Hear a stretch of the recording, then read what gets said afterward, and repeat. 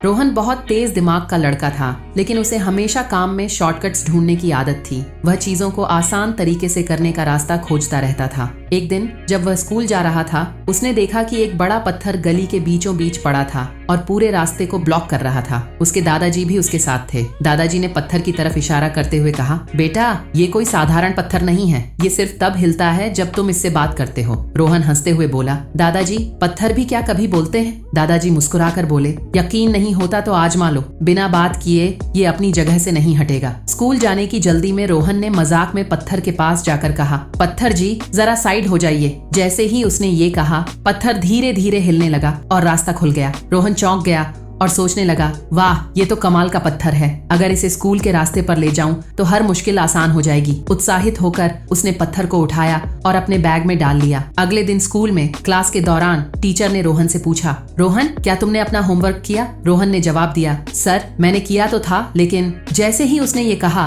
उसका बैग हिलने लगा। टीचर ने हैरानी से पूछा, तुम्हारा बैग क्यों हिल रहा है? रोहन ने घबराकर बैग खोला तो पत्थर जमीन पर गिर गया। टीचर ने चौंक कर पूछा, रोहन, तुम स्कूल में पत्थर क्यों लाए हो? रोहन मुस्कुराते हुए बोला, सर, ये कोई साधारण पत्थर नहीं है। ये सिर्फ तब हिलता है जब कोई इससे बात करता है। पूरी क्लास हंसने लगी, लेकिन टीचर सिर पकड़कर रह गए। लंच ब्रेक में रोहन और उसके दोस्त बास्केटबॉल खेल रहे थे। तभी रोहन को एक शरारत सूझी। उसने पत्थर को बास्केटबॉल के जाल के नीचे रख दिया। जैसे ही खेल शुरू हुआ, बॉल जाल के पास जाकर अटक गई और अंदर नहीं जा रही थी। सब चिल्लाने लगे, अरे, ये बॉल अंदर क्यों नहीं जा रही? रोहन ने हंसते हुए कहा, अरे भाई, पत्थर से बोलो तभी हटेगा। सभी दोस्तों ने मिलकर जोर से कहा, पत्थर जी, जरा साइड हो जाइए, और पत्थर धीरे धीरे खिसक गया। घर पहुंचने पर रोहन ने दादाजी से कहा, दादाजी, ये पत्थर तो बहुत काम का है, लेकिन स्कूल में सब लोग मुझ पर हंस रहे हैं। दादाजी हंसकर बोले, बेटा, हर चीज हर जगह काम नहीं आती। सही समय और जगह का ध्यान रखना बहुत जरूरी है। हर चीज का सही जगह और सही समय पर इस्तेमाल ही सबसे बड़ा हुनर है।